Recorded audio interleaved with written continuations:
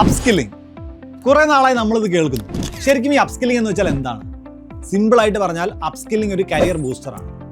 ഇന്നത്തെ കാലത്ത് ഡിഗ്രിയേക്കാൾ കമ്പനികൾക്ക് ആവശ്യം അവർക്ക് വേണ്ട സ്കിൽ സെറ്റ്സ് ഉള്ളവരെയാണ്.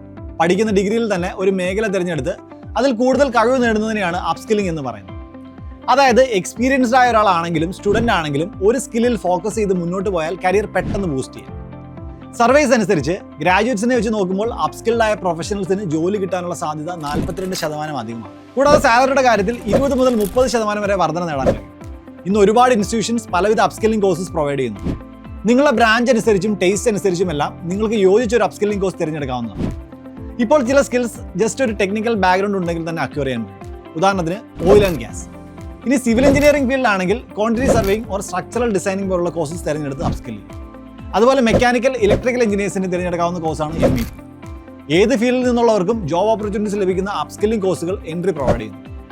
ഇതുവരെ 300-ലധികം പേരാണ് എൻട്രിഡ് അപ്സ്കില്ലിംഗ് കോഴ്സുകളിലൂടെ മികച്ച പ്ലേസ്മെന്റ് ഓഫേഴ്സ് നേടിയിട്ടുള്ളത്.